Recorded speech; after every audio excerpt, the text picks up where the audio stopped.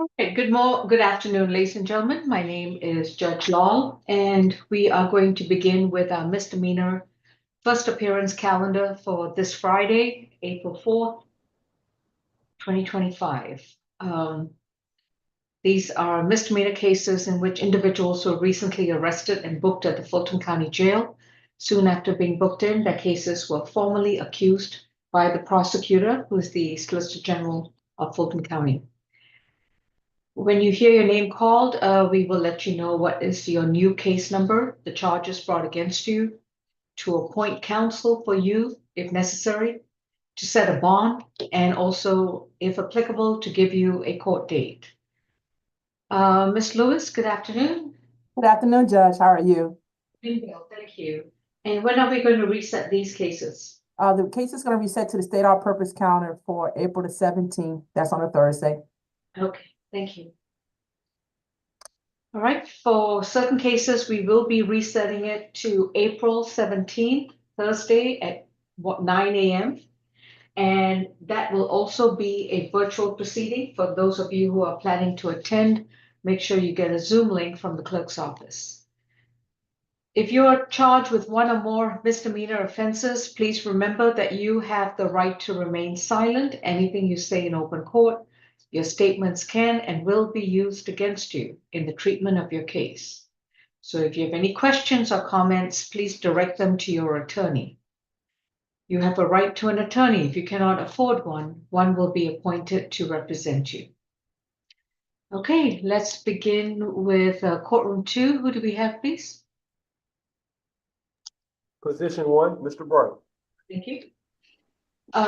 This is Rob Bright, accused of simple battery from July 31st, 2024. Accusation number 25CR1775G. Mr. Bright, you've been advised of your right to remain silent, and your attorney will be Mr. Chatay. Thank you. Any priors, Mr. Howard? Please unmute. For the open possession of a Schedule 1 or 2 out of DeKalb County, resident of Memphis, Tennessee, 2022 FTA, 2022 financial transaction card theft, sale of marijuana. Is the FTA from Tennessee or here? I don't know. I'll look it up. Okay. Ms. Magizo, what's the recommendation for Mr. Bright? Yes, Your Honor, and I believe the FTA is from Fulton from 2022. Okay. Yes, Your Honor. This is the incident is from July 31st, 2024. The location of the incident is 830 Willoughby Way, Northeast, Atlanta, Georgia, 30312. The victim called the police and stated that he had been in a physical altercation with the defendant. According to the victim, the dispute started because the victim owed the defendant money for some clothes. The total amount was $40, but the defendant told the victim that he now owed him $1,000 due to interest that accumulated over time. The victim was unaware that there will be any interest accumulating. A physical altercation ensued based on this, and the defendant struck the victim in the face several times, causing a sore jaw from the altercation. Your Honor, the state's recommendation is a $3,000 surety bond, no further contact with the victim, Brashear Harris, no alcohol, drugs, or weapons while out on bond. If we can please sound for Mr. Harris in case he wishes to speak. Bashir Harris, if you're on Zoom, please unmute and start your video if you want to contribute to the proceeding. All right, Mr. Chatay, anything else to add? Yes, Judge, just some background on my client. He's 41 years old. He has a business here in Georgia, and he also has an address here in the Atlanta area. He has a master's degree in education, and he is also an entrepreneur. He started an advertising company in 2022. And although business is slowing out, he's in the process of looking into teaching jobs. So he'd like to be a teacher. Given his limited record as well, I only heard 4 priors. I also looked at the public safety assessment, and he has no convictions on his record. For those reasons, I ask the court to consider a signature bond, but if that's not possible, then the lowest surety amount possible. 1,000 surety. Unfortunately, he's got that FTA that disqualifies him from a signature bond at the present time. It's going to be a $1,000 surety bond, no further contact with Bashir Harris, no illegal drugs, no firearms, and his next court date will be April 17th. If he makes bond, make sure that he maintains a good address with the court because this is now an open, active case against him. Thank you. Next case. Position 2, Mr. Charlie. Mr. Bixon, are you on Zoom? I think. Attorney Michael Bixon. That's his client, right? Yeah. Sorry, Judge. No problem. There we go. Technology is working. Okay, let's begin with Joel Charlery, accused of stalking, family violence from September 21st, 2024. Case number 25CR 001776J. Mr. Charlery, am I pronounced? Charlery is. Charlie, yes. You've been advised of your right to remain silent, and your attorney is Mr. Michael Bixon. Other than his open case, anything else, Mr. Howard? No, you saw the 24 CR. That's All right. it. Thank you. Ms. Magizo? Yes, Your Honor.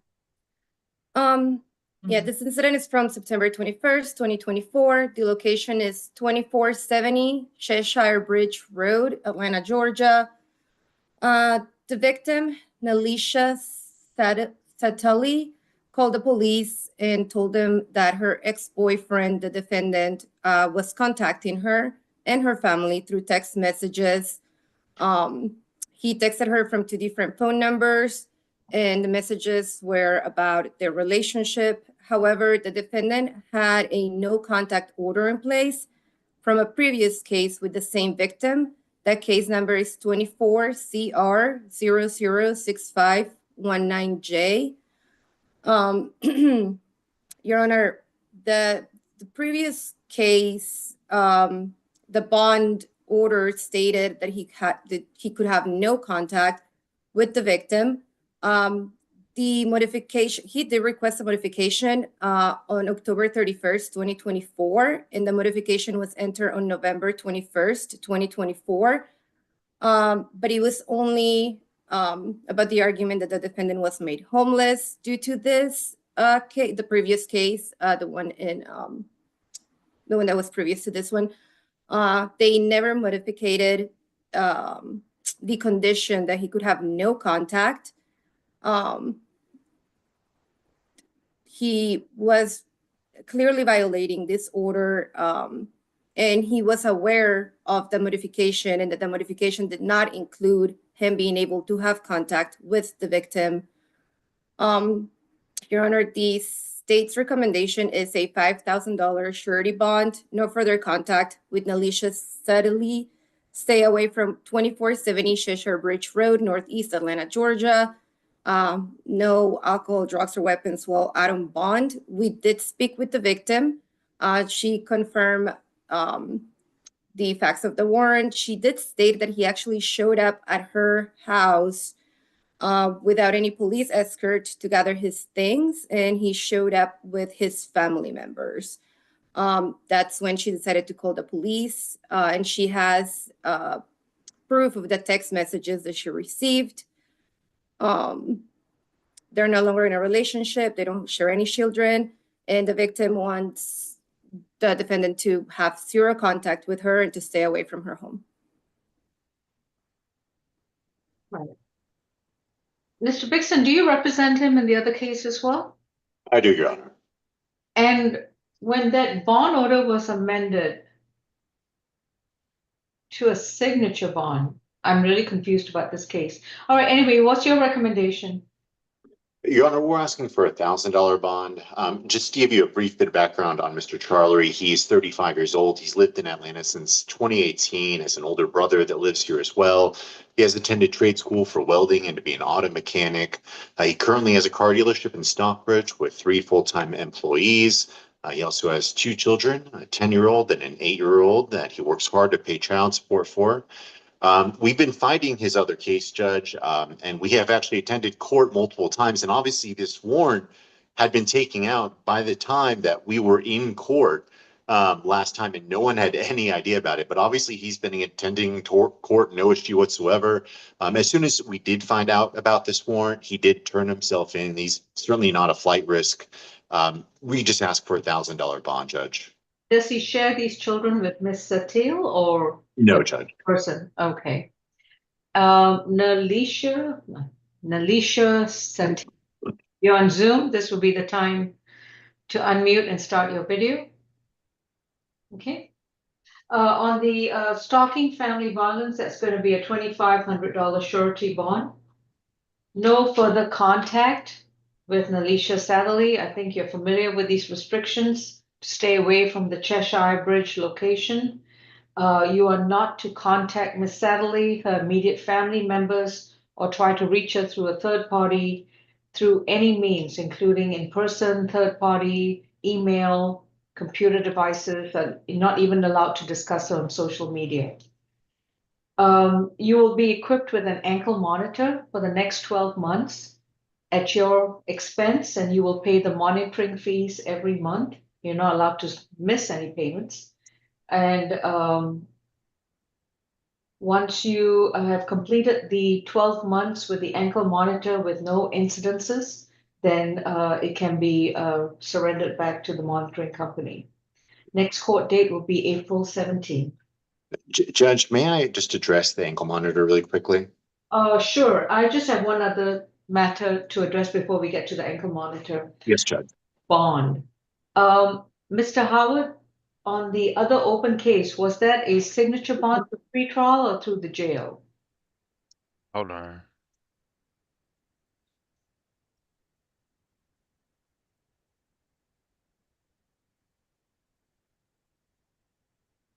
He bonded out Oh. on the But he- 5,000 bond. He's not a pre-trial candidate, is he? Or a client? No, you gave him a good bond. He bonded out 2,500 on each, 5,000 total. Okay. All right, go ahead, Mr. I saw an amended bond, so I was a little perplexed, but. Oh, you did? Hold on, I didn't. Hold on. Judge, I think you might be looking at the amended bond that we had filed back earlier in state court. And that was a bit of a mess. But I don't think it substantially changed the bond. Okay, so there's nothing to surrender then. Okay, go ahead. Yes, Mr. About the ankle monitor. Yes, Judge. I just want to address that. I would ask the court to reconsider. Obviously, it's a misdemeanor. This event happened like days after the arrest, allegedly, and nothing has happened since. He hasn't gone near her. He hasn't gone near the address. And that's why we actually had that motion to modify the bond. And I know that the ankle monitor is going to be a serious expense on top of the fact that he's dealing with these 2 cases. And considering the fact that like this is allegedly what seems like a one-off type thing that happened soon after the arrest and nothing has happened since then, I would just ask the court to reconsider the ankle monitor, considering the impositions it would put on him once he's released. So he got a misdemeanor case in the past. He got a bond order where he was required to have no contact and was allowed a one-time visit with a police officer.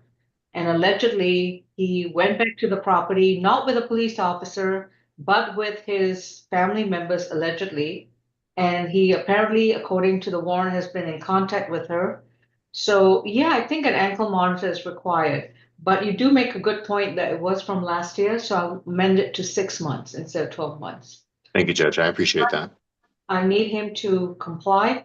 Otherwise, and even after the ankle monitor is removed, he's still required to have no contact with her, stay away from the Cheshire Bridge. And if he'd like to come back to jail, then the simple thing to do is to violate the bond order. And the next time it will be no bond. Very understood, Judge. All right. Thank you. Thank you, Judge. May I be excused? Yes. Thank you, Mr. Vixen. Have a good day. You too.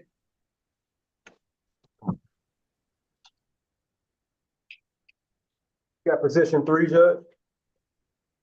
APW? Hello. Hello. All right, I see page one's gonna have the challenging last names for me. So Mr. Timothy, I apologize if I'm gonna butcher your name, but State versus Timothy Shurikalov. Okay, I'm just gonna roll with that.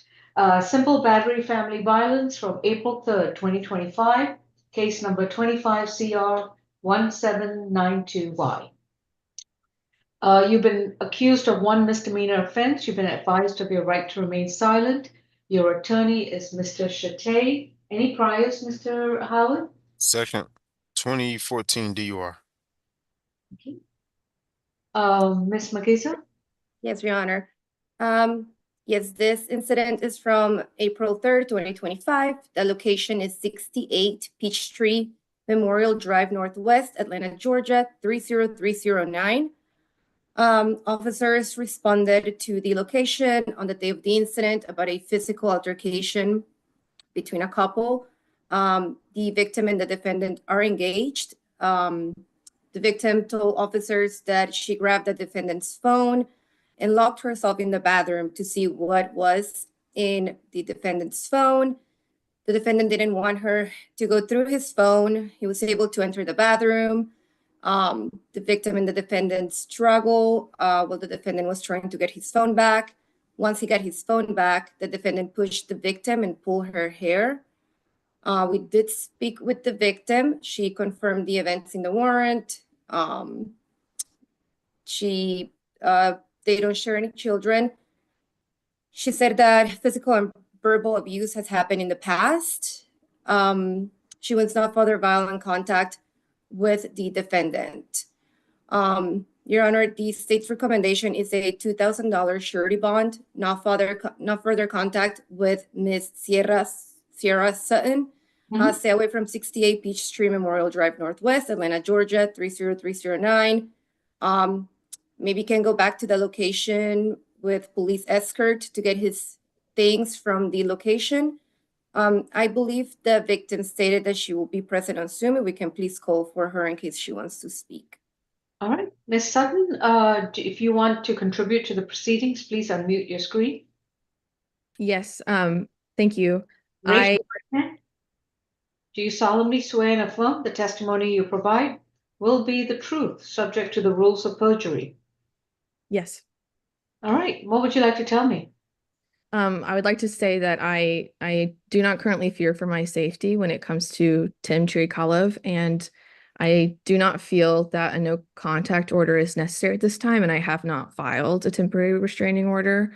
And with that said, you know, while this assault did occur, I don't believe it was major. I was not injured, bleeding or bruised. So yeah, at this time, I do not fear for my safety, and I'm yeah, that's it.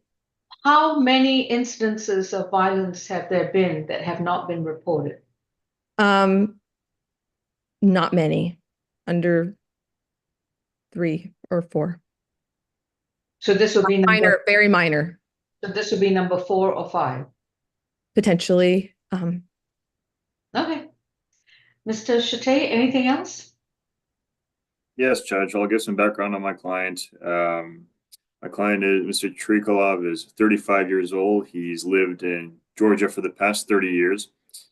He holds a bachelor's degree in environmental science, and he got that from the University of Georgia.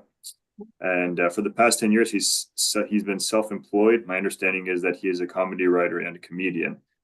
We don't object to the no further contact and stay away order, but we ask the court to consider $1,000 surety instead. The bond is going to be set at $2,500.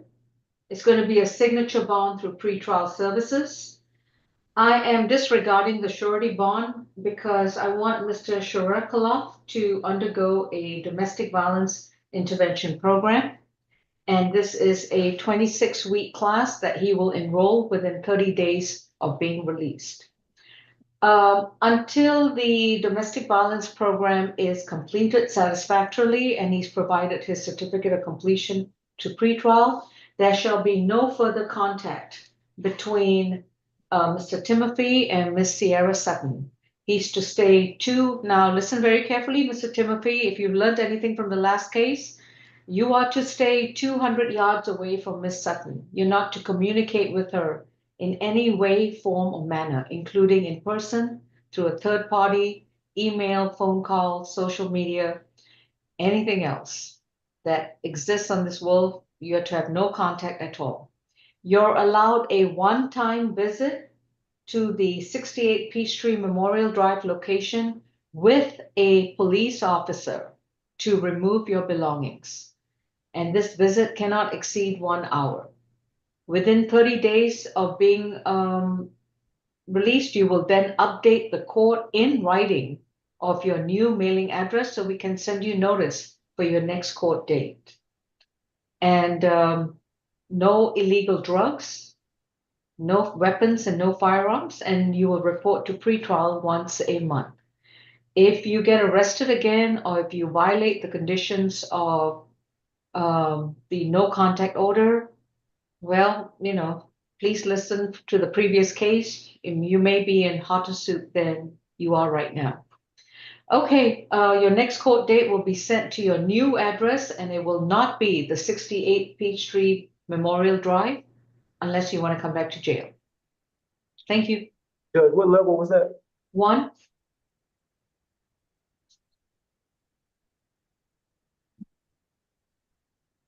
Position 4, Mr. Crockett.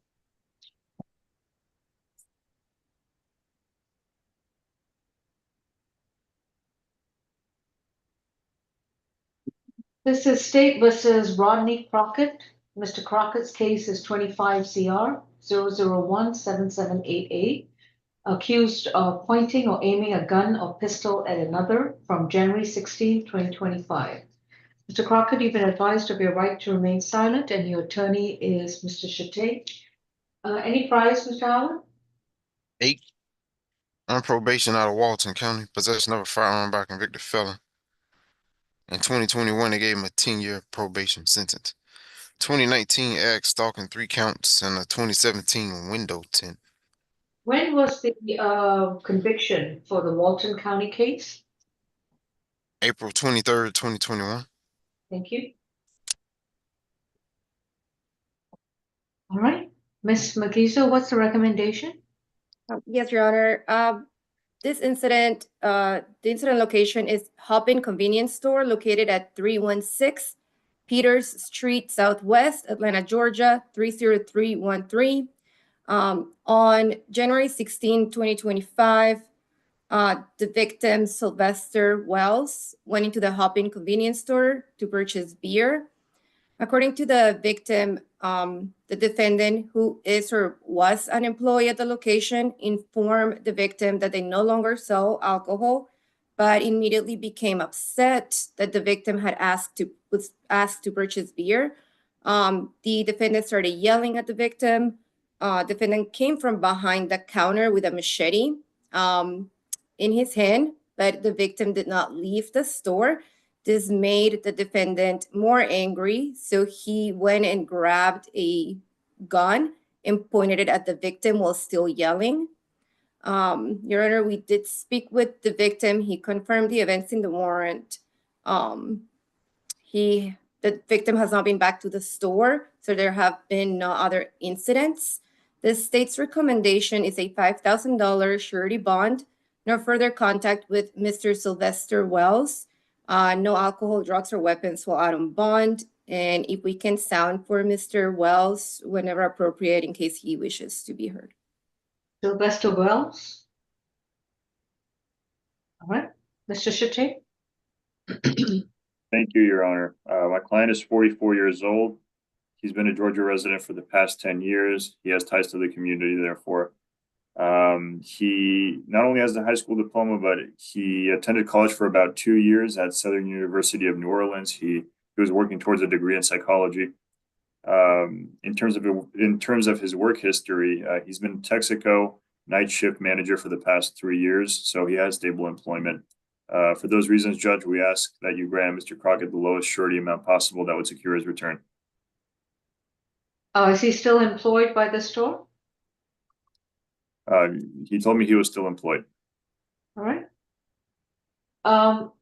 Mr. Crockett, I understand that you are employed and this may be a situation. Oh, Mr. Magizo, I can't remember. Was that an actual weapon? So it was not, it looked like one, but it was, I guess, an attachment that you hook up to a gun, so the aim is better. Was that a firearm in the defendant's hand, according to the, let me just check. I can't remember. There was something about this case that.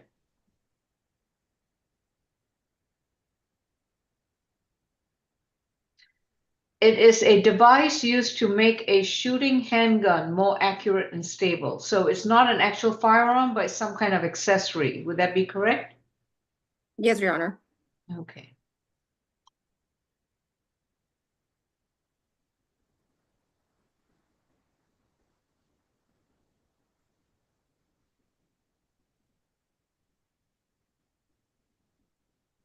A bond is going to be set at 1,000. It is a surety bond. Mr. Crockett, it is a surety bond because there's a firearm or an alleged firearm involved, and I'm going to let the investigation continue to ascertain what exactly went on. But right now, there's probable cause that a firearm was involved. Please understand that you are a convicted felon and that you're not allowed to have any firearms near you in the building where you occupy, on your possession, and so forth. So if your employer has any kind of firearm in that building where you are employed, you must let your employer know that there can't be any firearms where you work. Your next court date is going to be April 17th, and you're to have no further contact with Sylvester Wells.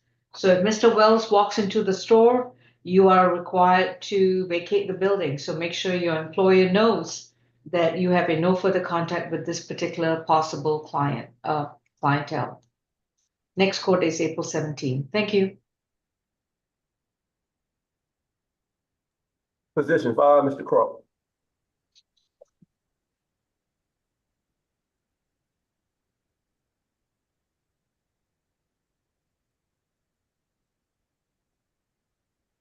This is State versus David Crump, accused of battery and fare evasion from April 2nd of this year, case number 25 CR 17808. Mr. Crump, you've been advised of your rights and your attorney is Mr. Chate. Any priors? 29. 08 stalking conviction, 2010 obstruction conviction, 2010 simple battery conviction, 2012 battery conviction, 2022 simple assault conviction, 2023 simple battery conviction. Thank you. Ms. Magizo? Yes, Your Honor. This incident is from April 2nd, 2025. The location is North Springs MARTA Station, located at 7010 Peach Street and Woody Road, Atlanta, Georgia. While patrolling the North Springs MARTA Station, Officer Stargill heard the victim screaming, "Help, help, police." The victim told the officer that a male, which was later identified as the defendant, Mr. David Crump, hit the victim in the face.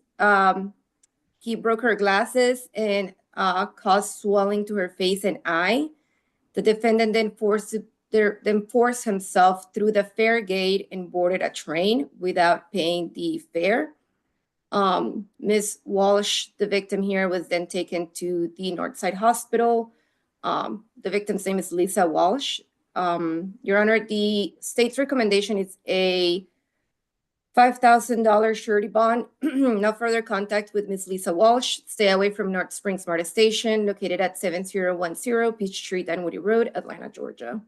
If we can sound for Ms. Lisa Walsh in case she is present and wants to be heard.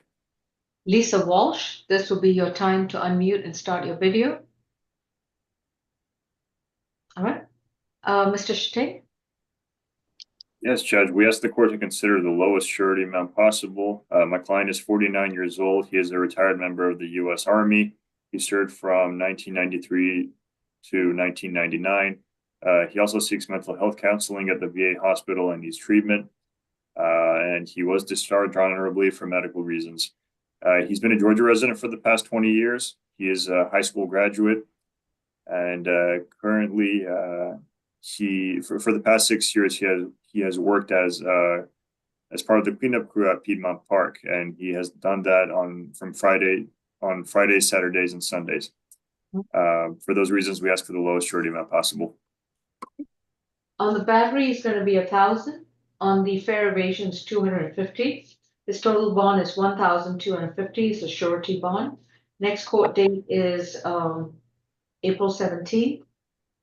He's to stay away from all Marta property and have no further contact with Lisa Walsh. Mr. Crump, staying away from Marta property means you cannot be at any of the stations, their facilities, including their bathrooms, parking lots, and sidewalks. And you cannot be using any of their buses and trains. You're also to stay away from Lisa Walsh at least 200 yards away and not communicate with her in any way, form, or manner. No illegal drugs, no alcohol, and no firearms. And your next court date will be the 17th of April. Thank you.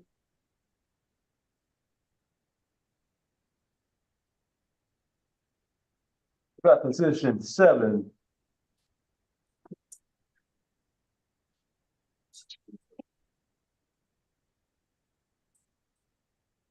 Terrence Elaine is accused of willful obstruction of a police officer from June 30th, 2024, case 25CR1785G. Ms. Elaine, you've been advised of your rights and your attorney is Mr. Chate. Any priors? 21. On probation out of Rockdale for burglary and obstruction. That was as of November 2023. They gave him 19 years, 6 months. All right. Open case out of Rockdale for theft by taking, Clayton County theft by taking and deception. He went to FS earlier, I think. Had a 2017 capital offense, 2016 FTA, 2016 simple battery disorderly conduct conviction, 2012 battery disorderly conduct conviction. Thank you. Ms. McGeezer? Yes, Your Honor. This case is from June 30th, 2024. The location is Harbor Lakes, Fairburn, Georgia. On the date of the incident, Officer Dennis of the Fairburn Police Department made contact with the defendant in regards to a separate case. The defendant refused to obey the verbal commands given by Corporal Dennis, and he ran away from the officer. Your Honor, based on the criminal history, the state's recommendation is a $2,000 surety bond, no alcohol, drugs, or weapons while out on bond. All right. He's currently on $11,000 bond in his other open case. This will be a $500 signature bond through the jail. And did you want to reset it to April 17, Mr. Chate? Yes, Judge. All right. Case is reset to April 17.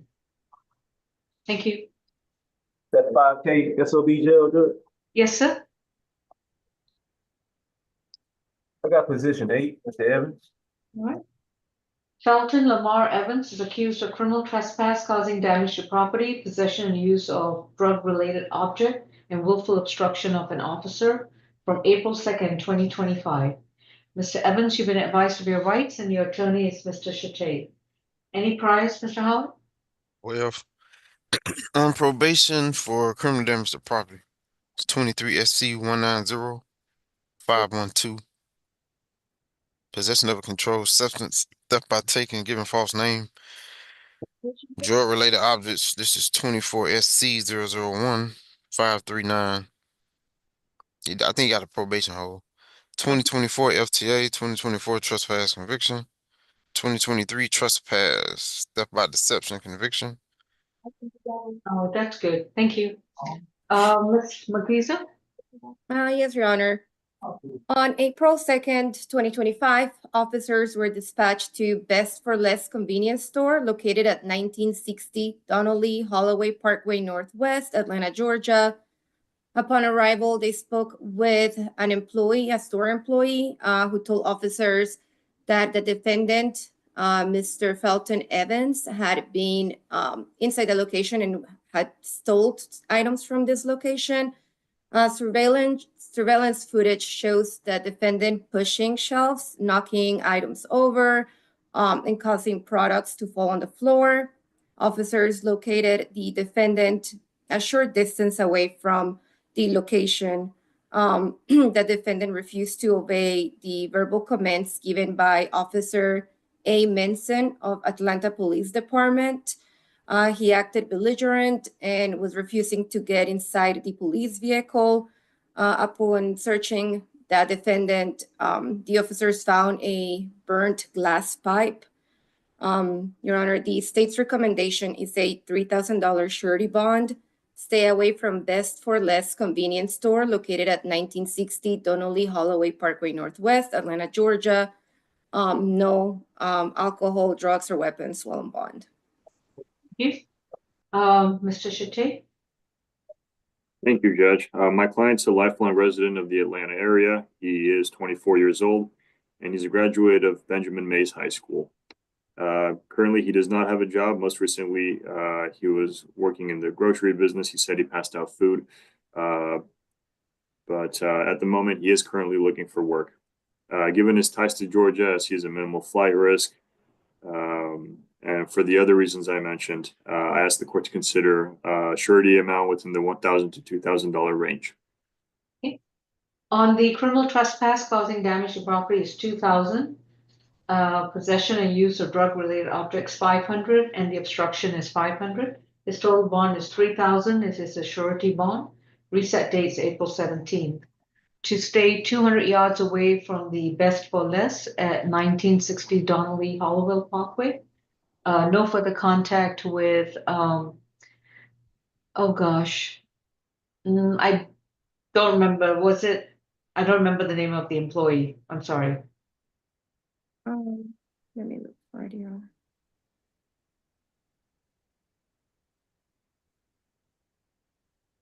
They just had the initials, I believe, in the report. Give me just one moment.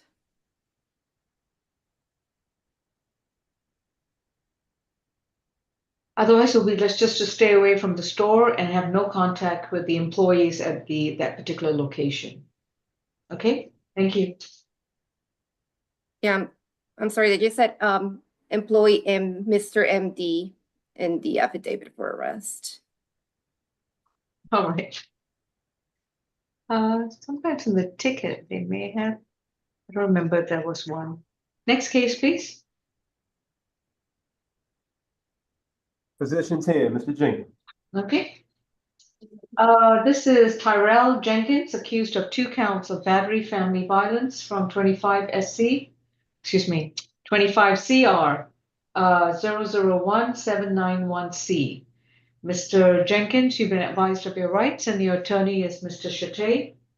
Any priors, Mr. Howard? Judge, I'm going to be representing Mr. Jenkins. Mr. Hollins? Okay. Yes. Sorry about that. All right, Mr. Hollins is representing Mr. Jenkins. All right. Mr. Howard, any priors, please? 12, 2019 Semper Better, 2016 ag assault, cruelty to children, 08 robbery, burglary, ag assault, dead docket. Okay. And Miss Allen, good afternoon. What's your recommendation? Your Honor, this case should be a felony. I reached out to the DA's office for transfer today, but I haven't heard back. We're asking for a $6,000 cash only bond. This incident occurred on the 3rd, so day before yesterday, at a location that the defendant and his victim own together. It's a lounge of some sort at 2040 Sylvan Road. At about 1:58 in the morning, police were called and they met with the victim. Her name is Malrecia Miles, Malrecia. She reports that she and the defendant live together for financial reasons right now. They own this business together, but they're no longer in a relationship. While they were at the location that they own and work in together, she was asking him about the money that they made that evening. This angered him, and he assaulted her. She had visible bruising to her face, including specifically around her left eye area, as well as bald patches from him ripping her hair from her head. This was captured on video surveillance, and there was a third-party witness, someone as a customer there at the location, who reported to police that they observed the defendant strike the victim. And that's all pertinent because he, of course, claimed to the police that he was assaulted first. So the surveillance and the witness statements did not support his version of events, and he had no injuries. This gentleman has a battery conviction. It was originally an aggravated assault case in 2016 for striking a woman named Monique Carter with a wrench in front of their child. He had a prior simple battery against the same victim in 2019 that was dismissed. He also had a prior battery family violence against the same victim, Monique Carter, for strangling her with a phone cord in 2008. That case was dead docketed. He's got multiple convictions for aggravated battery, possession of a firearm by a felon, and felony drugs with intent. We did speak to the victim today. She confirmed what happened. She did say that they have been living together, but she plans to leave the location. The home belongs to him, and they're no longer in a relationship. She says that there have been, prior incidences of violence that we just talked about a little bit with that prior case. We're asking, because they do not share children, that there's no further violent contact, that he complete DVIP, that he have no drugs, alcohol, or weapons. Thank you, Your Honor. If you'd sound, I'm not sure if Mrs. Miles has been able to join us today, but if you would sound for her, please. Thank you. All right, well, Risha Miles, if you're on Zoom, I see Mel, M-E-L, so I don't know who that is, but if you are Melrisha Miles, please unmute and start your video.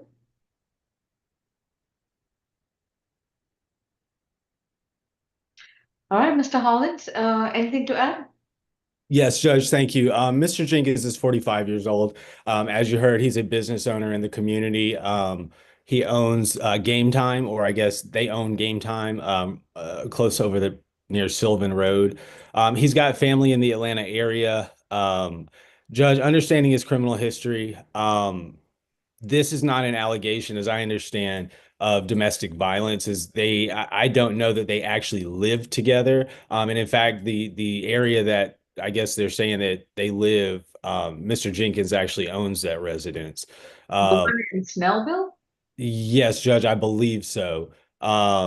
And so, Judge, I didn't hear any FTA history. So Mr. Jenkins is not a risk of flight. I do not believe that he's a risk to the danger to the community, Your Honor. Understanding the charges, this is not a situation to where we believe that the facts in the case are coming out as they may in the future, because Mr. Jenkins has a different story. I mean, he is alleging that there were threats, and we are under the impression that, we know we're not here to discuss the facts of the case, but solely on whether or not Mr. Jenkins will essentially return to court to defend the charges against him, Your Honor. And again, Your Honor, we have no problem with the stay away.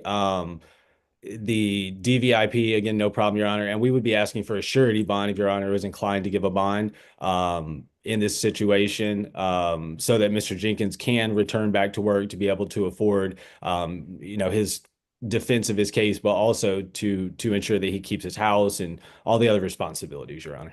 So he's not going to go back to the restaurant to work or any of the businesses that he shares with Miss Miles?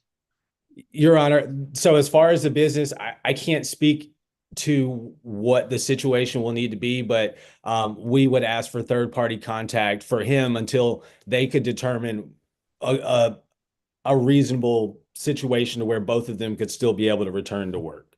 But we would be okay with the stay away, even at the business, until there's a mutual understanding on both sides, as far as when he can and when he can be at the job. Well, this is the last call for Melrisha Miles. If you have any comments about the bond restrictions. All right. The state has some concerns, Your Honor, but we would request no violent contact. We would not like a victim to have to coordinate with someone who just physically abused her on video about when she's allowed to be in the business that they co-own. She's reported she's going to leave the residence and no longer live with him.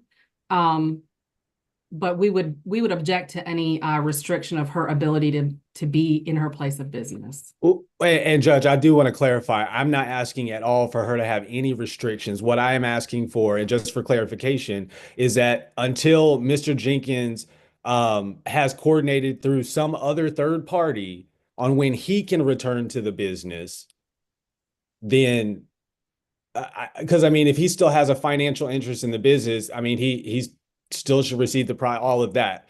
And so, Your Honor, I do think it's appropriate for a type of agreement to be worked out, and not to limit him from being able to go to his own business. Well, the agreement that's going to be worked out right now is a court order. On the battery family violence count 1, it's a $1,500 surety. On count 2 is going to be a $3,500 signature bond through pretrial services level 1. No further violent contact with Miss Melrisha Miles.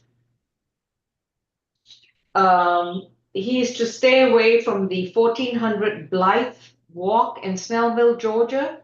He can return to the location one time only with a police officer. If Miss Miles has vacated the premises, then he's allowed to go back into the property. But from this point onwards, defendant and Miss Miles are no longer permitted to occupy the same residence. Now, of course, if they are at the businesses, they can engage for business reasons to run their business, whatever businesses they share, the restaurant or game time or whatnot. But Mr. Jenkins is under a court order to have no violent contact with his business partner, Miss Melrisha Miles. There cannot be any physical altercations. There cannot be any verbal altercations. If there's a business dispute, highly recommend that he take steps immediately to appoint this third party to deal with her, because he's right now under a court order to not argue with her at all. No illegal drugs, no alcohol, and no weapons and no firearms. And he will attend and complete 12 anger management classes, and he will start those classes within 45 days of being released. His next court date is going to be April 17th, unless he bonds out. And if he goes back to the Snellville home because she has vacated the premises, great. If she's still living there, then he would need to update us with a new address within 30 days. So, Judge, just to clarify, he's to stay away, period, until she decides she wants to leave, even though he's the owner of the home. I understood from Miss Allen that she's vacating the premises, and I also understand from the arguments that they live together. So, okay, well, I'll reach out to Deputy Allen in regards to, I guess, confirmation of her exiting the property or vacating the property. Yeah. Thank you, Judge. All right, take care. Yes, ma'am. And that concludes my business. May I be Excuse excused? me. I'm sorry, Judge. What was that address for the stay away? 1400 Blythe, Blyth, I think it was Walk in Snellville, Georgia. Courtroom 2, please unmute.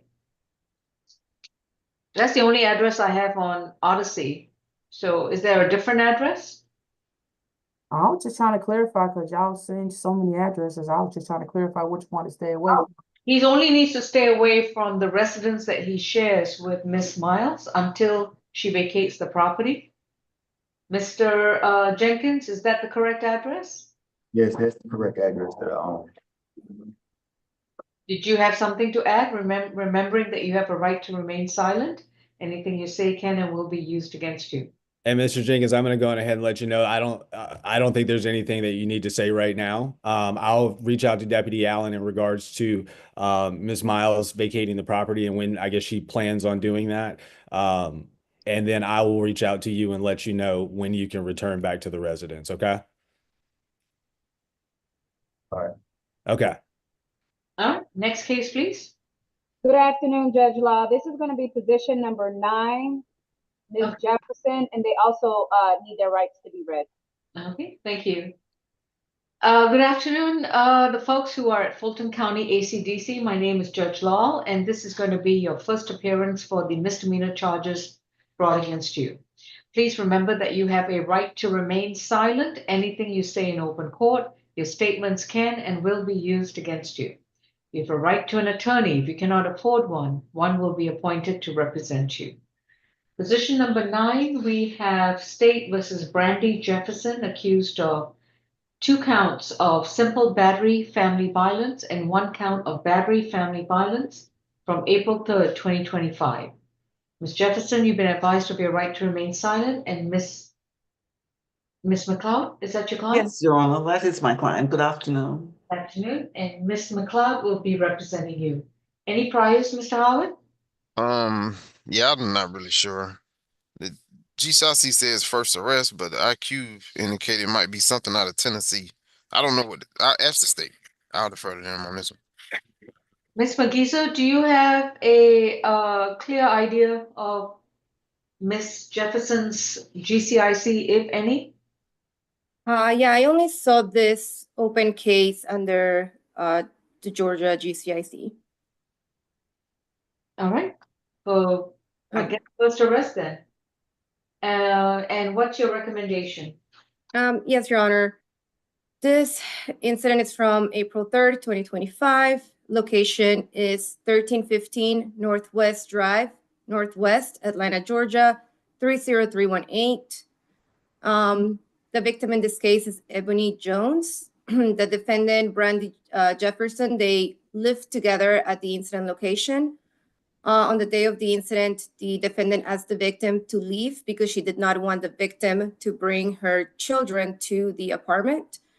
According to the victim, as she was getting ready to leave, the defendant snatched a necklace off her neck. The necklace was a gift that the defendant had given the victim.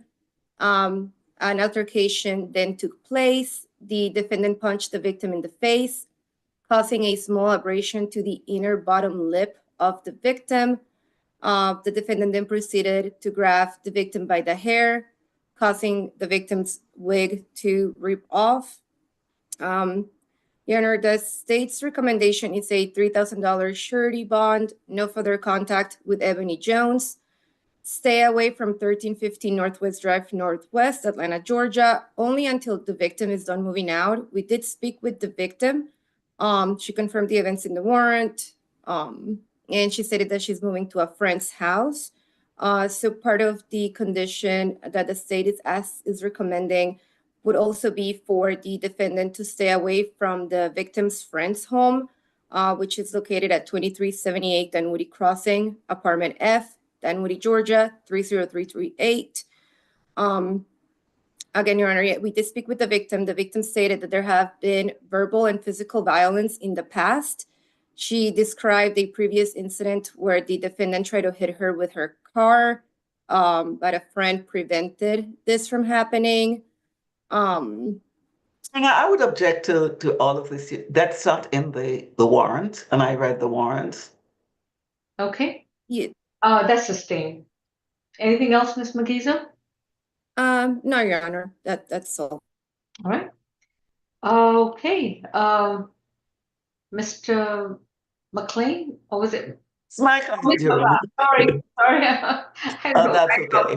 Okay, sorry about that. Okay, go ahead.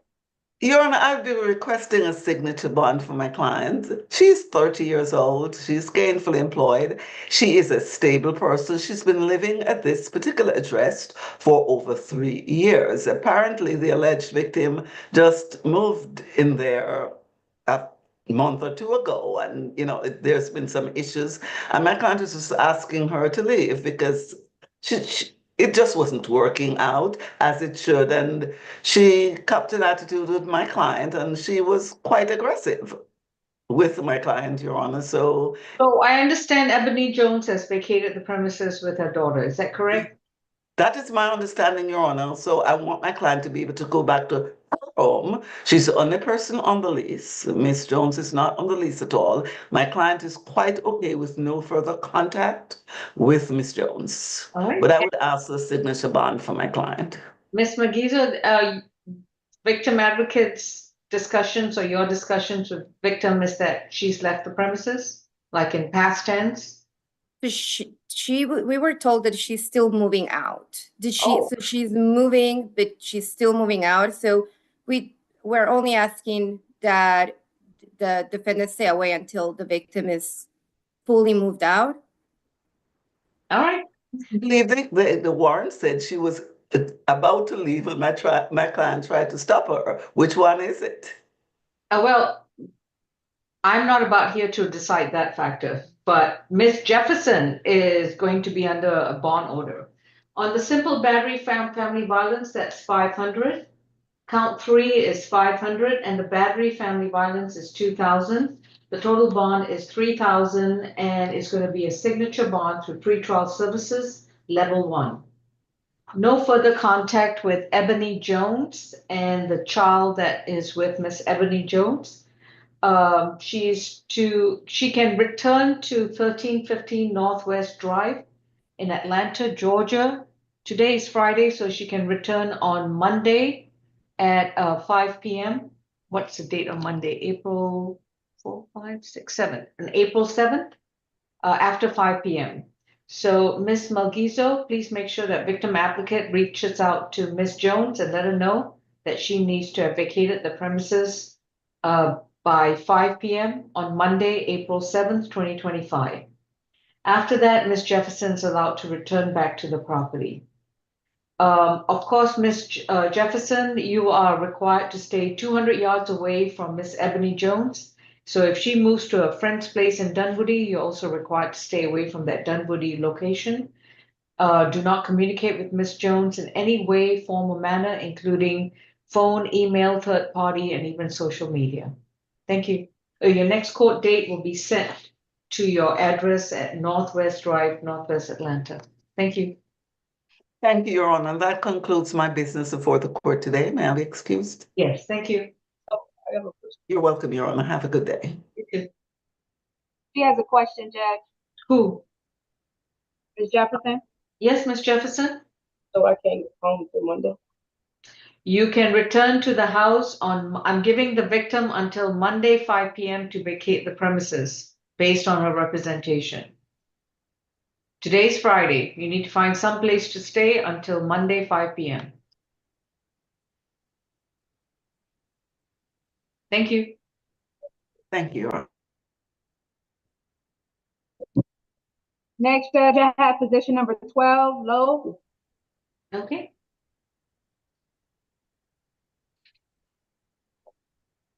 This is State versus Nolan Love, accused of theft by shoplifting from April 3rd of this year, case 25 CR 1781H. Ms. Love, you've been advised of your rights, and your attorney is going to be Mr. Chate. I got a question. Is this No. Love or Low? No, it's Lowe. Renita Lowe, position Okay. 12. Oh, I'm Number sorry. 12. Okay. All right, I'm sorry. I heard Love. Okay, sorry about that. Let me revise that. This is Renita Lowe, position 12, case number 25 CR 1777C. Ms. Lowe is accused of criminal trespass and possession and use of a drug-related object from April 3rd, 2025. Ms. Lowe's attorney is Mr. Chate. Any prize, Mr. Allen? She got a lot of 62. She got an open trespass. You want the case number? Yes, please. 25 CR 002-774. Any FTAs? I didn't hear you. Any FTAs? Oh yeah. She does. I'll get to it. On probation for trespass 24 CR 005-188C. On probation for shoplifting 19 SC 168318. On probation for another felony shoplifting 19 SC 168103. FTAs from 2024, 21, 19, and 2 from 18. 2024 and 2021. Okay, thank you. Ms. Allen? Thank you, Your Honor. This incident is from the 3rd, so yesterday at about 3 p.m. The location is 387 Cleveland Avenue. That's a small strip mall that has multiple businesses, including that open probation case, 24 CR ending 188C, the El Taco Gallo is at that location. She, as part of her probation in that case, has been ordered to stay away from the location and work with PAD. She also has a prior also 24 CR that I believe she's on probation for, ending in 079D at the same location. So 2 open probation cases for criminally trespassing there. Police were called at 3 p.m. to 387 Cleveland Avenue. They spoke to security there at the location, the same individual who's in the open cases reporting. She also was just arrested on March the 3rd and sent to the municipal court and released. He identified the young lady, said that she had been on the property again, requested police's presence. They made contact with her and search incident arrest. She had a pipe in her pocket. I didn't go that far back in her criminal history, just enough to see that for the past few years, Cleveland Avenue has been a pretty consistent location for this defendant. I would note that it appears we did not file an accusation at the beginning of 2024, but instead referred her to PAD services. Her probation case, the one ending 188C, it included that she needs to go live with her sister and work with PAD, as well as stay away. So it looks like there's some issues going on. I would note that the municipal court case on March the 3rd, the facts, including contact with the same security guard on this case, are that she was in front of the liquor store and refused to leave when asked. She actually pulled up a chair and sat down and started drinking liquor there in front of the store. And it references how uncomfortable the owners of the stores at that location have been made as a result of this. So we're asking for a $2,000 surety bond, Your Honor, and no drugs and alcohol or weapons. But I think the most important thing at this point, obviously, besides the stay away, is some kind of social worker visit to see if there is a requirement or necessary interaction to determine if there's a BHET that's needed. Okay. There seems to be a housing issue as well as a substance abuse issue. Mr. Shutte? Yes, Judge. I asked this court to consider $1,000 surety instead. My client is 57 years old. She's a lifelong resident of Georgia, Atlanta, in fact. She got through school as far as the 8th grade. She currently does not have a job. She is unable to work because of certain medical issues that she has been having, and she would not be able to afford any bond. For that reason, I ask for $1,000 surety. On the trespass is 1,000 and the possession is 500. That's a $1,500 surety. Next court date is going to be April 17th. And to stay 200 yards away from the entire strip mall, including all the shops at 387 Cleveland Avenue. She's not allowed back to that location. If she goes back, well, guess we do this all over again. Ms. Lewis, we're going to reset this new case as well as 25 CR 002774 to the SAP calendar. Thank you. Judge, what was that bond again? 1,000 on the trespass, 500 on count 2. It's a surety bond. Position number 14, Mathis. State versus Sherry Jean Mathis, accused of theft by taking, 2 counts of theft by taking. Case number is 25 CR 1783E. Incident date is February 24th of this year. Ms. Mathis, you've been advised of your rights, and your attorney is Mr. McLean. Any priors? 9. Open case out of Illinois for burglary, resisting peace officer. 2024 probation. 2023 disorderly conduct. 2019 stealing. 2018 tampering with motor vehicle. And a 2016 obstruction stealing conviction. Ms. Allen? Thank you, Your Honor. This incident is from February the 24th of 2025. The location is 232 Forsyth Street.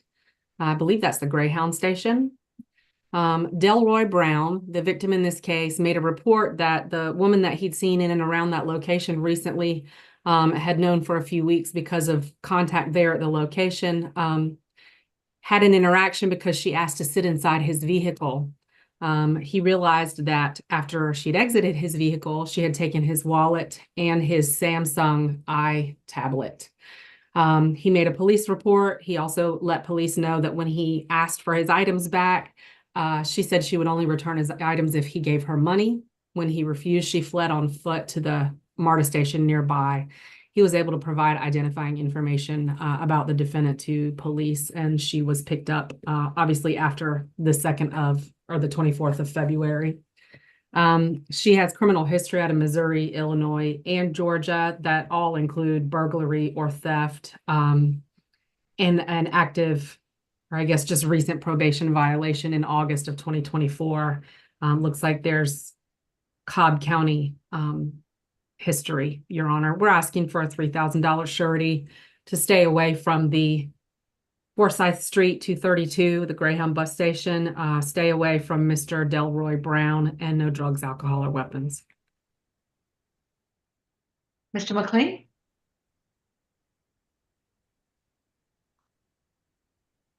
I'm sorry, please unmute.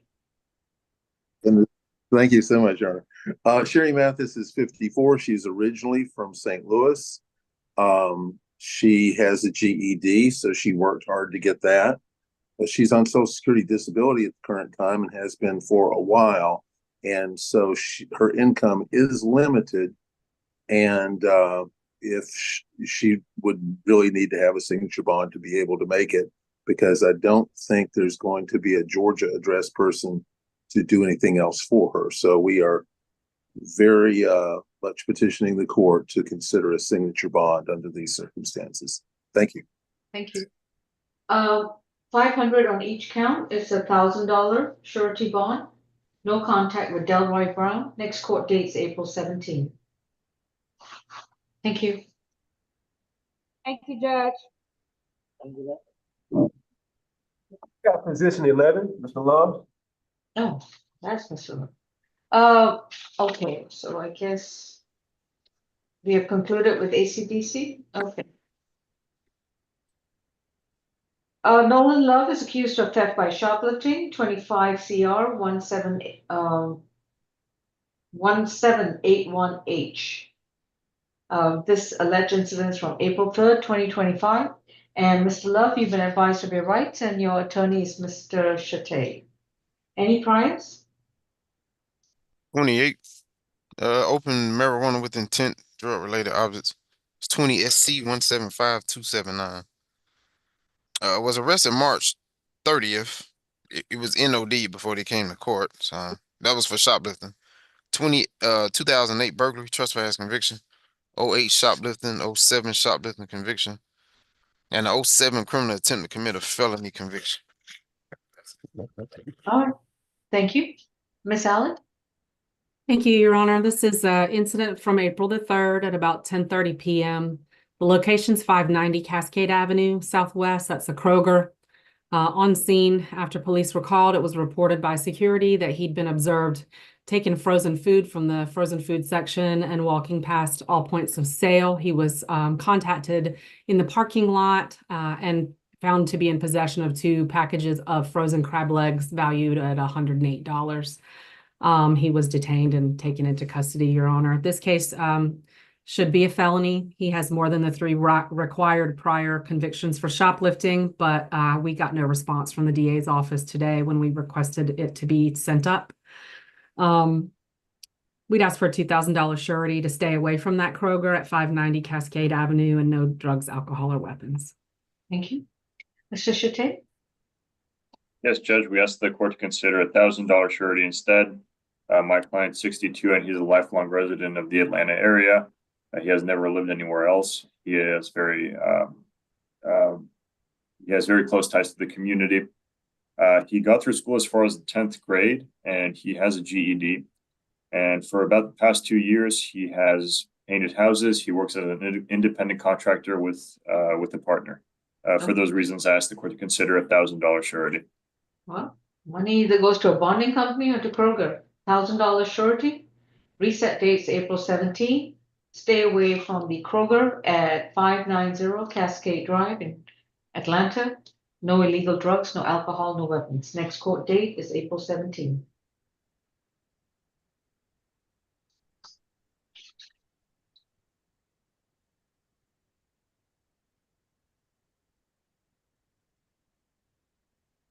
Who do we have in courtroom 2?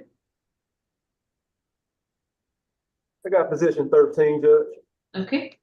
George Thomas Moranville is accused of 2 counts of battery, family violence from January 26th of this year. His accusation number is 25 CR 1779C. Mr. Moranville, you've been advised of your rights, and your attorney at this time is Mr. Michael McLean. Any prize, Mr. Howard? Third, got open drug charges out of Hart County. I didn't see any violence. Okay, thank you. Ms. Allen? Thank you. This is an incident from January the 26th of 2025. Police were called to 500 Northside Circle Northwest, specifically to apartment Q4. The initial report was reviewed by a DV investigator on scene there and on body camera. The victim, Taylor Crawford, reported that the defendant assaulted her. She said that he had picked her up from the hospital driving her car.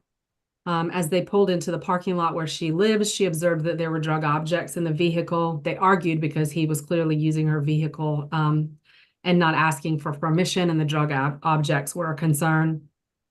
She reported that the defendant struck her in the face on the left side. She was seen to have significant bruising as well as 2 chipped teeth after being struck by this gentleman. She reports that they used to live together.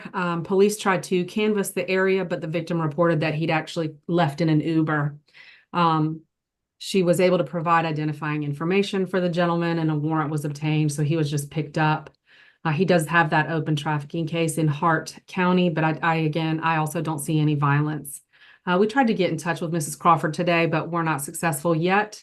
We'll continue those efforts. We're asking for a $4,000 surety, no contact with Ms. Crawford to stay away from that location, her address at 500 Northside Circle Northwest, and no drugs, alcohol, or weapons. Thank you. All right, Mr. McLean?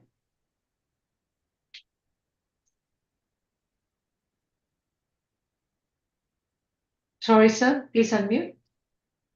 Oh, done it again. Sorry, All right. I went mute for the previous one. Thank you, Your Honor. George Moranville is 31. He has a Georgia Tech degree, a BS in Business Administration.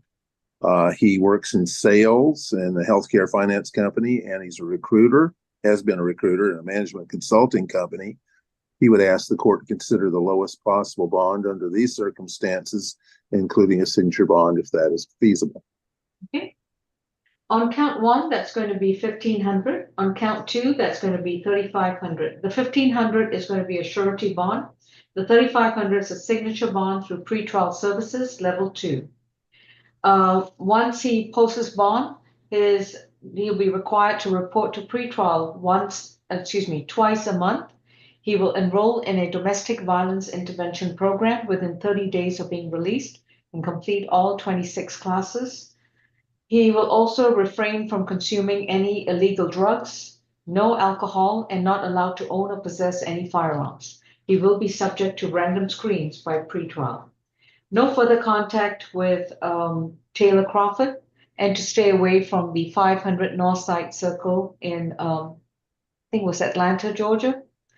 And he needs to make sure that within 30 days of being released that he confirms his current mailing address in writing with the clerk's office.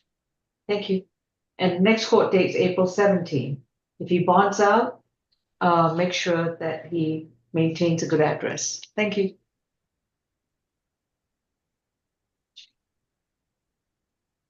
$3,000, $4,000, $5,000 split bond. Position 16, Judge. Thank you.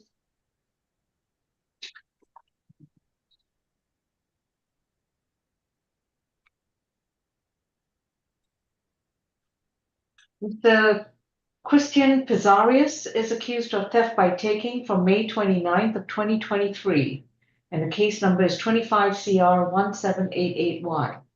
Mr. Pizarrius, you've been advised of your right to remain silent, and your attorney is Mr. McLean. Mr. Howard, any prize? 4, 2016 battery DV trespass NOLO, 2008 possession of marijuana, 07 marijuana conviction. Thank you. Ms. Allen? Thank you, Your Honor. The incident location is 100 Southwest Broad Street in Fairburn. On 5/29/23 at about 5 p.m., the victim in this case, Tynell Price, reported his phone had been taken while he was working the register there. It was next to him as he worked. Surveillance video revealed the defendant reaching over the counter and taking the phone. It was tracked and seen to have been sold to one of those Echo ATMs at a Kroger. That happened on the 31st of May. The defendant used his driver's license and demographic information to sell the phone for $110 into the Kroger machine. Police recovered that information and presented the victim with a photo lineup. He identified Mr. Pizarris in that photo lineup as the person who he interacted with at the store and who reached over and took his phone. We did speak to the victim today. He confirmed what happened, said he was able to get his phone back. He no longer works at the location, so it's not necessary for there to be a stay away. We're asking for $1,000 or $2,000 SOB through pretrial. I'm sorry, and no drugs, alcohol, or weapons. What? Mr. McLean, it's going to be $1,000 signature bond through the jail. And he's to have no contact with Tyrell Price.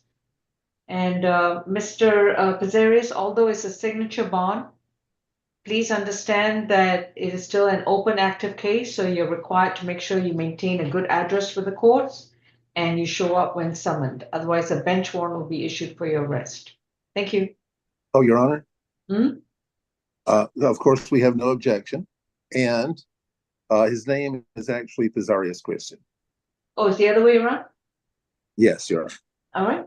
Ms. Lewis, please make a note on Odyssey that he's also known as Christian Pizarris. Thank you.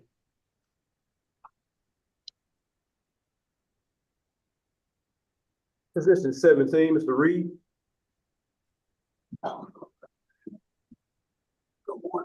State versus Harold Reed, accused of a criminal trespass from April 3rd of this year.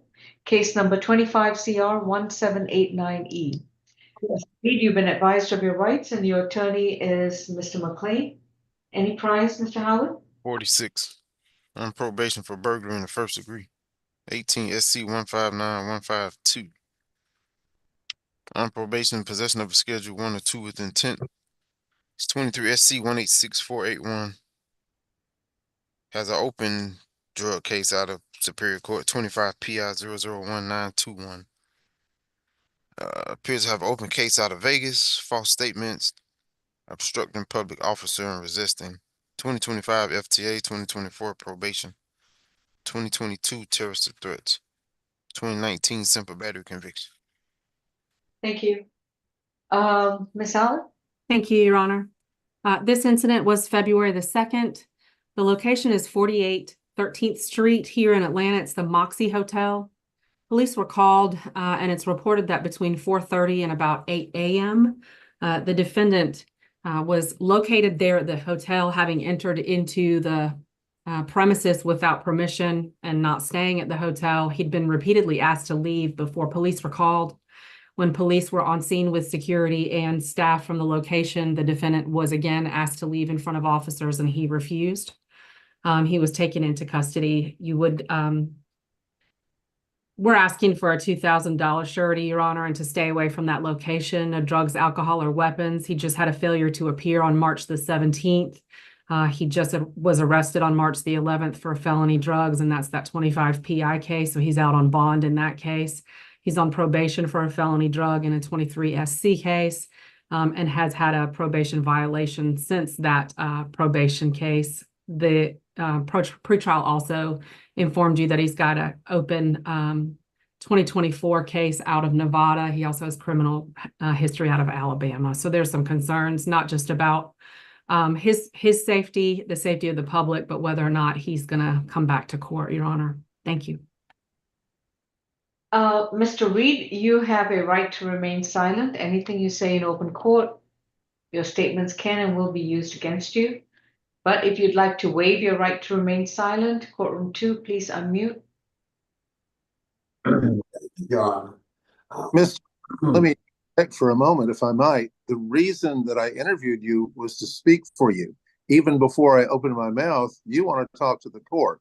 I would recommend that you remain silent and let me represent you instead.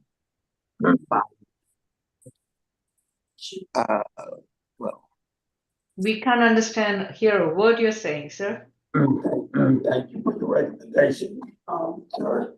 But I choose to speak on my behalf. Your Honor, I recently lost my voice here at the jail because I was choked by a police officer here at the jail while I was in handcuffs. Okay, The handcuffs was behind my back. I was choked. I was punched in my head. Scars right here. have you spoken to your attorney about it? I didn't get a chance. Like time I took him, So after Mr. McLean is done, you can speak with him about it and then consider how to file an administrative complaint. that's not my problem. This is just concerning my bail. This is why I'm speaking on this now, because it's concerning my bail. What bail? What bond? I haven't set one yet. It's concerning the consideration of my bond, Your Honor. That's my point. I was interviewing you so I could say something on your behalf, namely about your education and your jobs, the main areas that I asked you about, knowing that the clerk will be reading the arrest record and the prosecutor will be reading a summary of the police report. And I explained to you the sequence in which things happened. And if you wanted me to tell the court what your education and job history was, I'd be glad to do that. And the court will decide on a bond. But if there's nothing at all you want me to do for you, then you are actually going pro se. And you really probably shouldn't decide to do that. Mr. Reed, did you understand what Mr. McLean said to you? Yes, Your Honor. And thank you very much, Counselor. But Your Honor, I am honestly, sir, Your Honor, I do have I have never had an LTA. Like the public defense attorney to represent you? Yes, but I would like to speak one time before he provides you with what he has. Your Honor. I don't think he understood that question, Your Honor. Mr. Reed, if you want Mr. McLean to represent you, I highly recommend that you remain silent because so far what I've heard, it's not helping you at all. So I would recommend you let Mr. McLean argue your case. And then after that, if you're not satisfied with this explanation, you can let him know. All right, Mr. McLean. Thank you, Your Honor.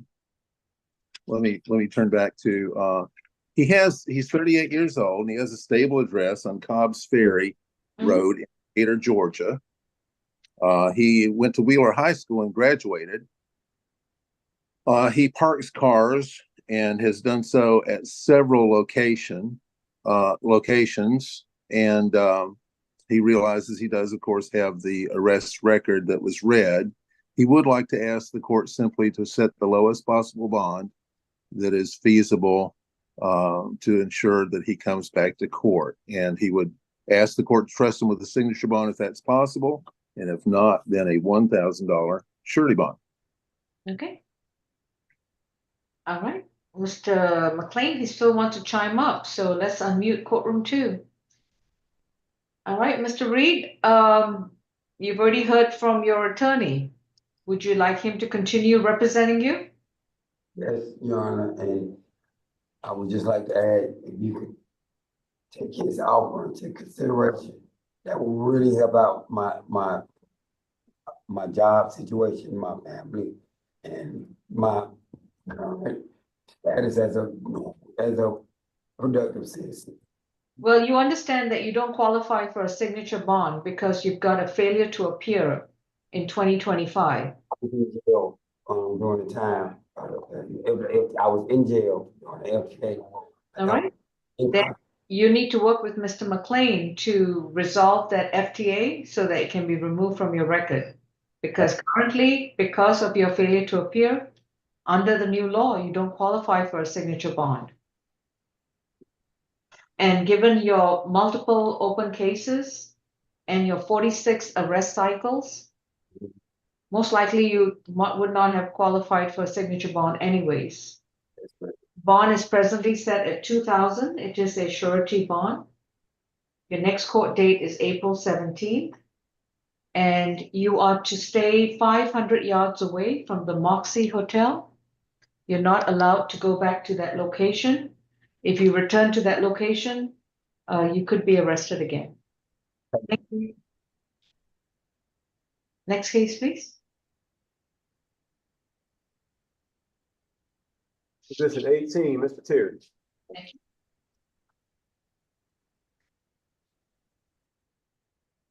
This is Tyshawn Javante Terry, accused of willful obstruction of an officer and theft by shoplifting from April 3rd. His accusation number is 25 CR 1790G. Mr. Terry, you've been advised of your right to remain silent, and your attorney is Mr. McLean. Any priors, please? 9, open simple battery out of Clayton County. Open trespass as well. 2024 FTA. 2023 ag assault, possession of a knife or a firearm during the commission. 2023 simple battery. 2021 affray. 2021 theft by receiving, possession of a pistol by a person under 18 years of age. Your Honor, this is an incident from yesterday in South Fulton. It's 6385 Old National Highway. That's the Burlington Coat Factory. At about 9:40 p.m., police responded to a shoplifting call.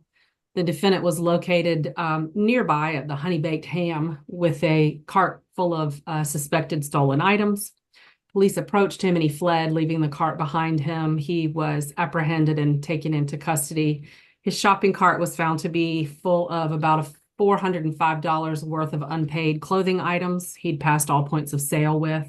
This was also caught on surveillance. While police were investigating and reviewing the surveillance, it was discovered that he'd been at the location the day before and done the same thing. But when he took his cart out into the parking lot, the strips there that activate the carts and force them to stop were activated, and he left the cart with the stolen items and fled. He was taken into custody, Your Honor. You just heard about not only multiple open cases, but multiple arrests back towards 2020 and a failure to appear from 2024 in Henry County. We're asking for a $2,000 surety to stay away from the Burlington Coat Factory and any other store at 6385 Old National Highway, and no drugs, alcohol, or weapons. Thank you. Mr. McLean? Thank you, Honor. Tyshawn Terry is 20 years old. He has an 11th grade education and has worked at retail clothing stores himself, also in food and also stocking in a large retail corporation. Your Honor, we would ask the court to consider the lowest bond possible in this case. If not a signature bond, we would ask for a signature bond, but if that is not possible, then a $1,000 surety. Okay. On the willful obstructions, 1,000. The theft by shoplifting is 2,000. His bond is set at 3,000. It is a surety bond. Next court date is April 17th. He's to stay away from the Burlington Coat Factory at Old National Highway. He's also required to stay away from all Burlington Coat Factory stores in Fulton County. Thank you. What was that bond again? 1 and 2, total 3,000 surety. Thank you.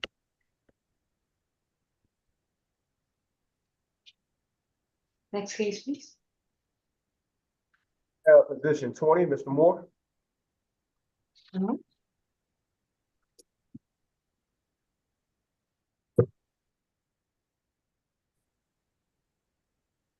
Cornelius Woodard. Oh, excuse me. Did you say Moore? Yes. That would be Woodard. Woodard. Okay, sorry. Cornelius Woodard is accused of the following traffic incidences from April 3rd, 2025, and that came to 1, 2, 3, 4, 5. Case number is 25 CR 1793C. Emerging from an alley, driveway, or building in an inappropriate manner, driving without a valid license, safety equipment not used properly, failure to obey a stop sign, and willful obstruction of a law enforcement officer. Mr. Woodard, you've been advised of your right to remain silent, and your attorney is Mr. McLean. Any priors? 3rd, 2022 pointing pistol at another. 2018 probation. Ms. Allen? Thank you, Your Honor. This is an incident from yesterday, April the 3rd. Police were on patrol in the area of Mechanicsville, near Glen and Ira Street, when they observed the defendant on a moped without a helmet. He was He fled from police when he saw officers and then was seen driving on the sidewalk, exiting the Atlanta Food Mart area there off of Garibaldi Street and going out into the street without looking, creating an issue there, driving on the sidewalk. Police initiated a traffic sidewalk. Police initiated a traffic stop and spoke with the defendant. He admitted he wasn't licensed. And then he fled on foot away from officers into an apartment complex. There they spoke to maintenance, who reported he'd gone into Unit 10. They observed the defendant then flee out the back of that unit, and ultimately he was apprehended. So he's charged with driving without a license, driving a moped without a helmet, driving on the sidewalk, running that stop sign at Glen and Ira Street, which was the initial reason for the stop. It was only after he fled that stop sign that he then drove on the sidewalk. And, you know, it just kind of snowballed from there. We're asking for a $5,000 SOB through pretrial. No driving without a license and the proper equipment, no drugs, alcohol, or weapons. McLean? No objection. All right, $1,000 on each count. That's a $5,000 signature bond through pretrial services. He's over 18, right? Yeah. No driving unless he has a valid driver's license, adequate insurance and proper registration, no illegal drugs, no alcohol, and no firearms. And he will report to pretrial once a month. Mr. Woodard, you have a signature bond. You don't have to pay for the bond today, but if you don't comply with the conditions, or if you get arrested again, you don't report to pretrial, or you don't report to court, the next time you come back to the jail, make sure you bring $5,000 with you. $5 in cash or on card? $5,000 cash if you come back to the jail. No driving unless you have valid, you need to let me finish. No driving unless you have a valid driver's license, adequate insurance, and proper registration. Deputy, I'm assuming he understood what I said. All right. Position number 19, Daniel Thornton was released, so that's further noticed. And then I have a couple of bind over for it. Position 15 waived his presence, so do we want to address that? We can do that one, Judge. Okay. Tyree Moore is case number 25 CR 1787C, accused of failure to obey traffic control devices, giving false information, willful obstruction, and darting out in traffic from April 3rd, 2025. Who represents Mr. Moore? I do. All right. Is that Mr. Moore in the courtroom too? No, Judge, that's position 6. We'll do him next. All right, thank you. So Mr. McLean, you represent Mr. Moore. You waived his presence. Any priors, Mr. Howard? 46. Got an open firearm on probation for obstruction in state court. 2024 terrorist threats, 2023 obstruction, 2023 FTA. 22. Oh, that's good. Thank you. Ms. Allen, anything to add? Your Honor, this is another messy traffic situation. Police were out in the southbound area of 400 near Holcomb Bridge Road, where they observed the defendant walking on the right shoulder of the highway, where it's clearly marked no pedestrians. You can't just walk on the highway. Police interacted with the defendant. He provided a false name of Jamar Davis. He said he'd been waiting on the bus, but it was taking too long and he was dehydrated, so he was going to walk on the highway to get some water. Police noted he made movements like he was going to run away, and then he did run away. He fled into the highway across lanes of traffic, climbed over a median and a barbed wire fence. He was ultimately identified as someone who lives in an encampment between 400 and the Mansell Road exit. His backpack was located nearby on the scene, and his ID was inside of it. He was then seen again, still on Georgia 400, where he again fled into oncoming traffic and was eventually blocked by patrol cars and taken into custody.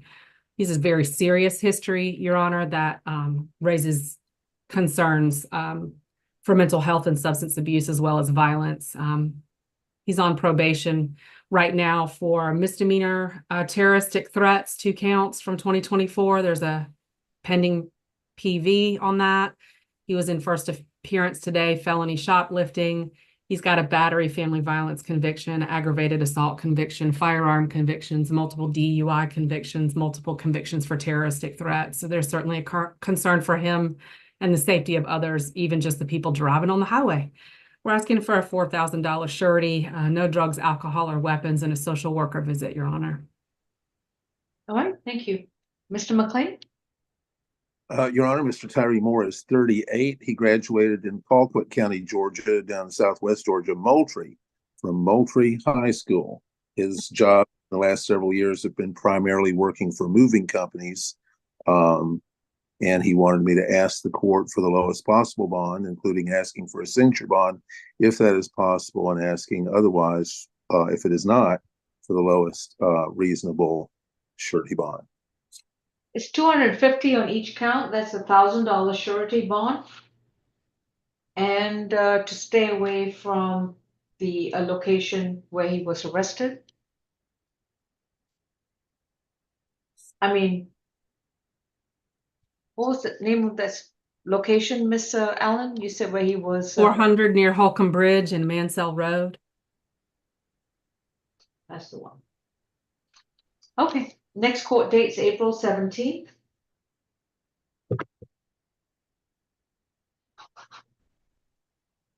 Position 6 is the next case, and Client, can you please send me a waiver? I didn't get one. I'll I'm doing remote today, so I'll ask my colleague to see if they can sign one for me. Thank you. Thank you, Mr. Chate. We have Jaden Patrick Daniels. Judge, he did go to felony court today. He did? Yeah. All right. Well, with state court, his case number is 25 CR 001-782D, accused of fleeing or attempting to elude a police officer by driving, failure to obey traffic control devices, and failure to dim his lights from May 14th, 2023. So this has been in warrant outstanding since May of 2023, which is still under 22 years. Okay. So, Mr. Daniels, you've been advised of your right to remain silent, and your attorney is going to be Mr. McLean, Mr. Chate? Okay. Any priors, Mr. Howard? 2021 robbery dismissed, simple battery conviction. Wanted out of Gwinnett. That felony bond, I think, was $7,000. All right. Yes, Your Honor, this is my case. Yes. I'm sorry. Go ahead, please. Oh, thank you. The incident location is Medlock Bridge Road and State Bridge Road, Johns Creek, Georgia.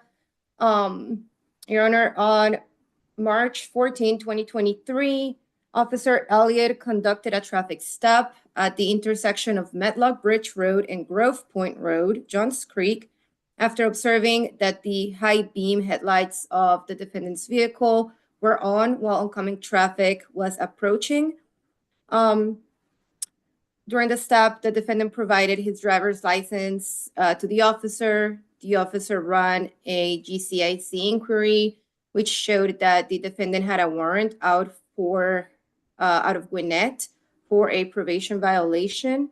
The officer then reapproached the defendant's vehicle, and the defendant asked the officer if he had a warrant. When the officer told him that he did, the defendant looked down, and at that point, the officer noticed that the defendant's gear shift was still on drive, not on park, and the defendant accelerated and drove away from the traffic stop. He continued to drive, and he drove through a red light at the intersection of Medlock Bridge Road and State Bridge Road, Johns Creek. Your Your Honor, the state's recommendation is a $3,000 surety bond, no alcohol, drugs, or weapons while on bond. Mr. Chachin? Yes, Judge, we ask the court to consider a surety amount within the $1,000 to $2,000 range. My client is 23 years old. He has been a Georgia resident for 10 years now. He lives in Duluth, Georgia. He has a high school diploma from Duluth High School, and he has strong ties to the community. He works as an independent contractor. He has his own moving company, and he's been doing that for several years now. And he also started a pressure washing company too, and he did that about 2 weeks ago. Given his ties to the community and a stable work history, Judge, we ask the court to consider my recommendation instead. On the fleeing or attempting to loot is $1,000 surety. Count 2 is a $250 signature bond to the jail, and count 3 is a $250 signature bond to the jail. This is a $1,500 split bond. No driving at all until further order of the court. If he gets based on this felony case and the current charges, I'm not sure if DDS has suspended his license. So no driving until further order of the court. He's got a Gwinnett hold as well. So do you want me to reset this case? Well, it is reset to April 17th. Thank you. Thank you. Judge, I do have two bond overs. I have Mr. Jeremy Collins and Mr. Howell Wild. Okay. Mr. Collins is a NOD. All right, so with regards to Mr. Collins, his case is dismissed. So this case is not holding him at the jail. And Mr. Wise, we're just having an issue with our technology. So I'm ready to file that down when I have access. Can present the case to the court and we can talk about bond if you'd like. All right, so Mr. Wise, please hold. We're going to be addressing your case shortly. Let's see now. So while we're waiting for Miss Allen to go ahead and submit the accusation, let me just do something here. This person called Nalish Ann, could you please unmute and start your video?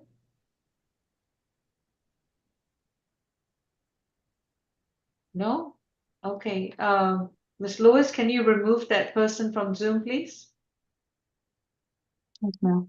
Thank you. All right. Position number 1, Bright, is a $1,000 surety bond, reset April 17th. Position 2, Charlerie, is a 2,500 surety, reset April 17th.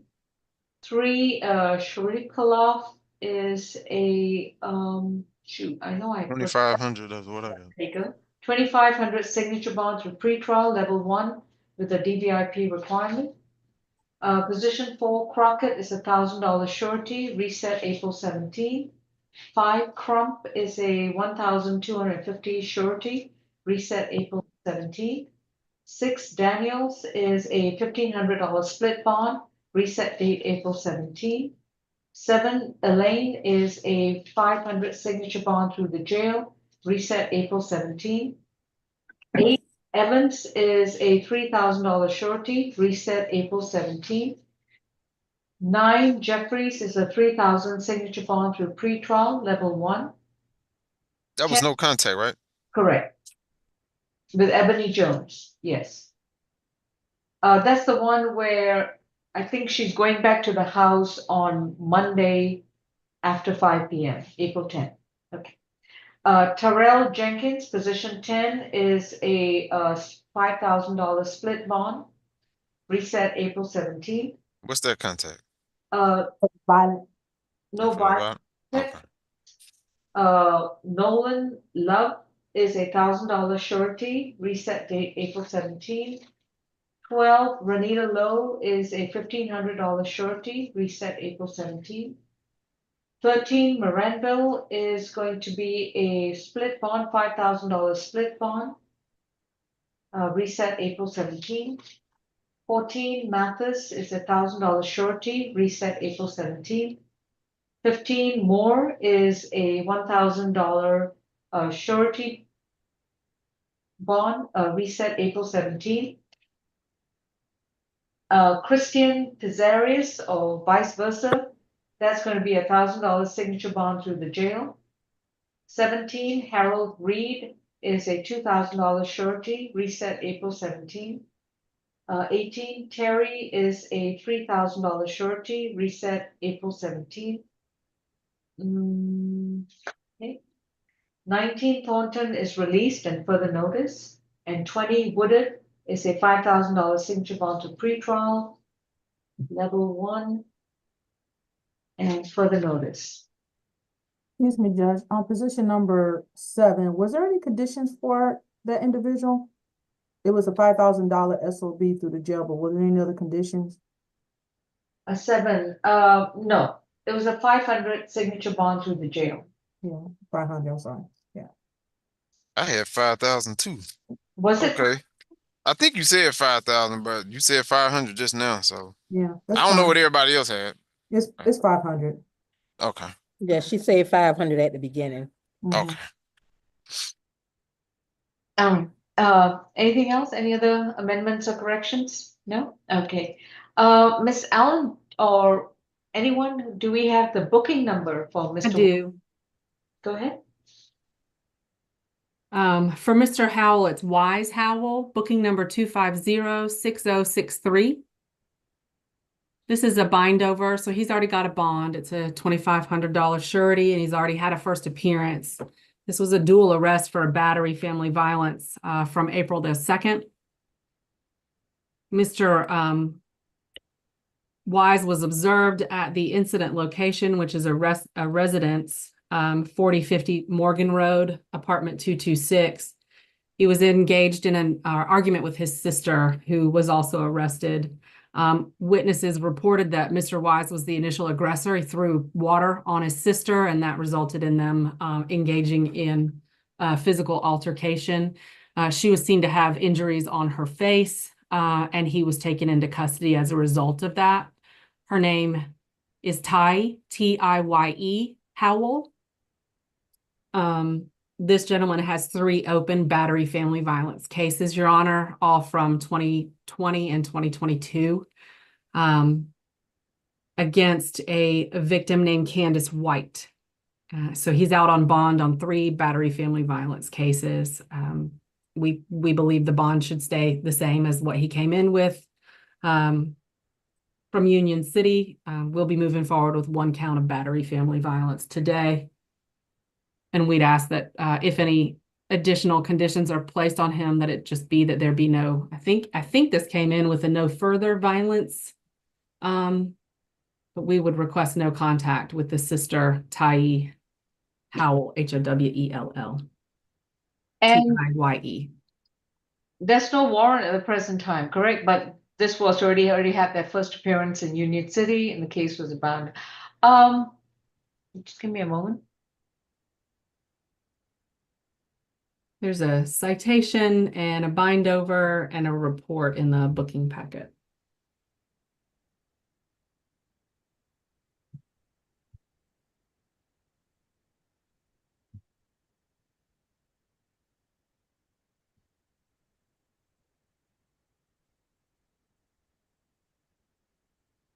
Mr. McLean, have you had a chance to speak to Mr. Wise?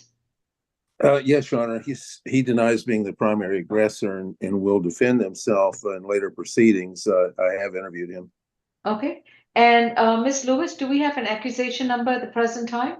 No, we do not. I'm unable to file one right now. I'm waiting for a technology issue to get resolved. I apologize. Yeah, I know this technically would have been on the regular SAP counter because since he already has a bond set from Union City, but. Okay. The bond is going to be set at $5,000. It's going to be a signature bond through pretrial services. Level 1. No further contact with Tiye, T-I-Y-E, Howell. No further contact with Tanasia Reed, T-A-N-A-S-H-I-A, Reed, R-E-I-D. Are you listening, Mr. Wise, or are you more interested in something else? Thought I had to sign something. I'm sorry. I apologize. I do apologize. You are to stay away from Miss Ty and Miss Tanisha Reed. You cannot return to the location called the Laurel Apartments. And you are to stay away from 4050 Morgan Road in Union City. Within 30 days, you are to update the court with your new mailing address. And it cannot be the Laurel Apartments. You have to stay at least 200 yards away from that location. No illegal drugs, no alcohol, no weapons, and you report to pretrial once a month. I guess that would be per judge, correct, Mr. Howard? Yeah, because you got open DV charges. And what's the level? Level 1. All And right. this is Wise Howell, correct? According to the Yes. Okay. Yeah. What's that amount? 5,000, level 1. So, Mr. Wise Howell, if you get arrested again for anything else from this point onwards, if you violate the conditions of your bond, if you don't report to pretrial, and if you don't show up to court, your $5,000 signature bond will be revoked and amended to either a surety bond or a cash bond. I 100% understand that. Okay, that's perfect. Your next court date will be sent to your new address. Make sure it's not the Laurel Apartments. And your case will receive a accusation number very shortly. Okay. Thank you. Thank you. All right, folks, I think that concludes the calendar. And Miss Allen, as soon as you get over your technology hiccup, please let Miss Lewis get the information on the accusation. I will. I'll even just email an accusation if I need to, if it doesn't get resolved quickly, but I will, I promise. Or I can just use the booking number and I guess the number that they have on the. I'll get you computer. something shortly. Yeah, I don't know what to put as a case number, just the booking number, I guess. on Right. the Bond. Okay. All right, everyone. You all have a great afternoon. Thank you. Happy Friday. All right, Judge, I'm gonna get you the information to you. All right, Miss Lewis. Thank you. All right, thank you. Bye. Have a great weekend, Your Honor. You too. Thank you. Thank you.